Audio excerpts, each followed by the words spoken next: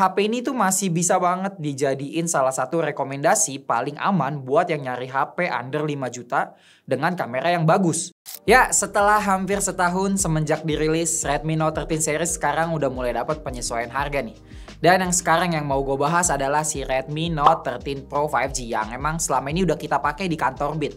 Apalagi di sektor harganya ini, yang mainan kamera 200 megapiksel ini kayaknya cuma dia doang deh. Makanya HP ini jadi makin menarik untuk dilirik di akhir 2024 ini. Just in case pertama kalinya lihat gue di channel Besindo Tech, kenalin nama gue Anes. Atau yang baru pertama kali mampir bisa pencet tombol subscribe-nya. Kalau udah, kita lanjut.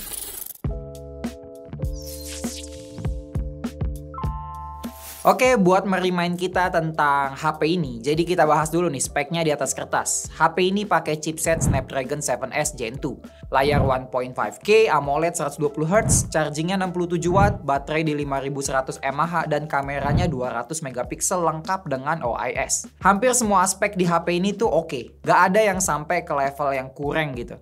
Approach Xiaomi di seri Redmi Note tuh memang ngejar ke all-rounder kalau gue perhatiin ya. Jadi cocok untuk lebih banyak orang. Beda sama seri Poco yang emang ke arah performance. Nah, yang paling noticeable atau yang paling banyak orang ingat adalah desain HP ini yang ikonik banget pas zaman dirilisnya dengan frame kamera yang minimalis, non-estetik. Desainnya mirip sama kakaknya si varian Pro Plus-nya. Dan varian warna ini tuh memang bukan untuk semua orang. Tapi kalau memang nggak suka warna yang purple ini, masih ada opsi yang warna hitam dan yang warna hijau. Build quality terasa solid walaupun materialnya ini pakai plastik ya, tapi masih kerasa rigid. Ada sertifikasi IP54 juga, tapi setelah pemakaian hampir setahun bodinya udah cukup lecet-lecet nih. Jadi make sure aja untuk selalu pakai casing sebagai perlindungan ekstra. Kecuali kalian mau HP-nya kayak gini. Nah, yang bikin cukup jadi perbincangan saat itu tuh bezelnya yang tipis banget.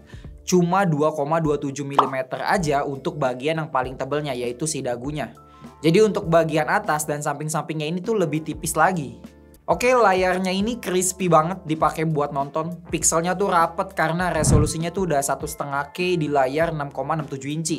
Soal warna juga udah vibrant banget. Ya normal sih karena ini kan pakai panel AMOLED. Udah sewajarnya lah buat price range segini. Yang cukup impresif paling kecerahannya yang tembus peak di 1800 nits.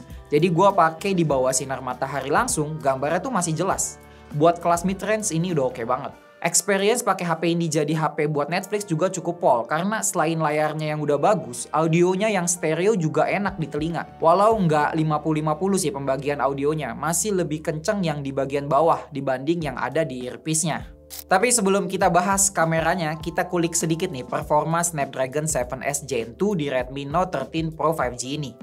Ini chipset memang masuknya ke kelas mid-range ya, dan bukan yang ngebut-ngebut banget. Antutunya ada di 590 ribuan yang masuk ke kategori oke lah. Tapi chipset ini tuh stabil banget. Kita stress test di 3D Mark Wildlife bisa dapetin skor 99,7% alias hampir sempurna.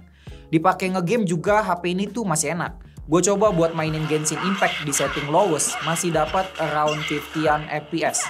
Kalau di fighting scenes, turun-turunnya itu ada di sekitar 40-an lah FPS-nya. Masih respectable. Gue coba mainin sampai 30 menitan, FPS ini tuh nggak turun, masih segitu-segitu aja. Bukti bahwa performanya memang bukan yang paling cepet. Tapi dia bisa jaga performanya untuk jangka panjang. Nggak ada throttling yang gimana-gimana banget selama pengetesan gue. Oh ya, storage HP ini ada dua varian ya. Ada yang 256GB dan 512GB. Unit yang gua pakai ini yang 256GB. Jenis memori yang dipakai itu udah UFS 2.2 yang punya speed write di 471MB per second dan read-nya di 512MB per second yang kita tes pakai CPDT. Untuk kecepatan chargingnya juga udah ngebut banget. Dalam keadaan mati sampai 50% bisa tembus dalam 22 menit aja. Sedangkan untuk benar-benar penuh itu perlu waktu cuma 56 menitan aja. Baterainya juga kerasa irit banget. Gua pakai buat nonton Netflix satu episode dengan durasi 60 menit.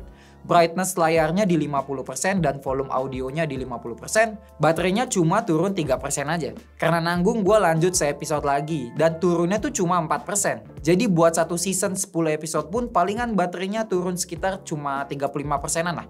Ini terhitung irit untuk HP yang udah nggak baru lagi. Udah hampir setahun nih umurnya. Jadi kalau kalian beli baru bisa expect HP-nya tuh bakal lebih irit lagi. Oke, sekarang kita bahas kameranya. Jadi HP ini tuh pakai triple kamera setup. Main camnya ada di 200 megapiksel yang pakai sensor dari Samsung yaitu ISOCELL HP3. Ultrawide kameranya di 8 megapiksel dan makronya di 2 megapiksel yang sebenarnya menurut gue sih mending gak ada ya. Terus budgetnya dipakai untuk kasih kamera ultrawide yang lebih bagus. Tapi mungkin approach Xiaomi tuh biar user ngerasa kamera yang ada 3 itu lebih baik dari yang cuma punya 2 kamera. Praktik yang sudah lumrah lah terjadi di kota-kota besar. Karena emang cuma itu aja keluhan gue dari kameranya ini. Sisanya bagus semua. Ini bisa jadi HP dengan kamera utama paling bagus di price range ini. Kameranya di mode default ambil gambar dengan resolusi 12 megapiksel. Jadi kalau mau full powernya kalian mesti pilih mode 200 megapikselnya. Apa bedanya? Ya, selain di ukuran filenya yang jadi lebih besar, setelah gue pakai sih gue notice si 200 megapiksel ini gambarnya memang nangkep lebih banyak detail dan nyerap cahaya lebih baik dibanding si 12 megapikselnya. Ini gambar yang diambil cuma beda beberapa detik, tapi di mode 12 megapiksel itu fotonya tuh backlight gini subjeknya kelihatan gelap gitu. Sedangkan di mode 200 megapikselnya bisa kasih informasi pencahayaan yang lebih baik. Padahal keduanya sama-sama dalam keadaan HDR hidup. Tapi di banyak skenario foto-foto 12 megapikselnya tuh udah cukup banget buat sehari-hari. Kualitasnya masih 11-12 sama 200 megapikselnya. Karena ya memang kan datang dari sensor dan software yang sama. Jadi memang masih mirip performanya. Kalau mau mode portrait juga kita ngandelin kamera utamanya ya. Karena nggak ada kamera telenya. Jadi harus mendekat ke objek fotonya. Yang kualitasnya oke dengan separasi yang rapi. Jadi blessing in disguise banget nih. Karena pakai kamera utama yang emang bagus. Jadi kualitas foto portraitnya ini jadi cakep banget. Dan untuk kamera ultrawide-nya, it's a nice to have aja menurut gua. Cukup timpang kalau dibandingin sama kamera utamanya. Tapi tetap gua apresiasi karena ada dan masih kepake untuk skenario-skenario yang butuh angle lebih luas. Walaupun di kehidupan sehari-hari gua rasa kalian bakalan lebih banyak make si kamera utamanya sih. Nah, kalau kamera makronya bakalan lebih jarang lagi nih kepakainya. Karena akan tetap lebih bagus kalau pakai kamera utama terus di zoom dibandingin pakai kamera makronya ini. Kamera depannya juga masih oke lah buat harganya. Masih bisa kasih detail yang cakep dengan skin tone yang cukup natural. No complaint buat kamera depannya sih. Ini adalah contoh perekaman video Redmi Note 13 Pro 5G di 4K 30. Dimana langitnya di viewfinder sih bagus ya, biru. Coba kita lari.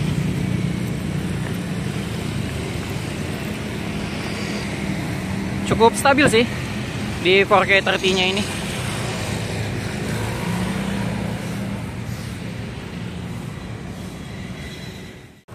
Ya, ini adalah perekaman kamera depan ya untuk Redmi Note 13 Pro 5G.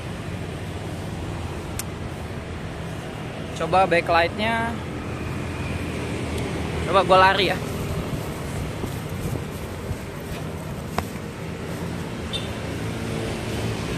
Dia tuh tangan harus jauh banget karena rada cropping. Tapi bagus sih.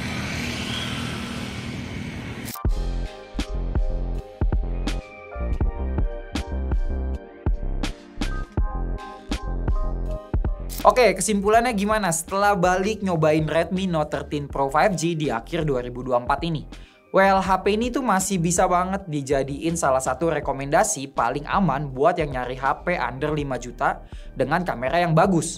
Dan masih kerasa all-rounder gitu, alias nggak ada bagian yang terlalu dipangkas untuk bisa kasih kamera 200 megapikselnya. Kuncinya ada di kamera buat dapetin foto yang bagus di kelas harganya. Dan kayak yang tadi udah gue mention, harganya tuh lagi dapet penyesuaian dari Xiaomi yang sekarang buat varian 256-nya yang gue review ini jadi 3.999 alias 4 juta.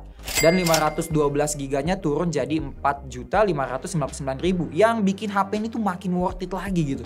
Tapi nggak cuma kamera ya, layarnya juga cakep, stereo speakernya Yahoo, ngecharge-nya juga cepet.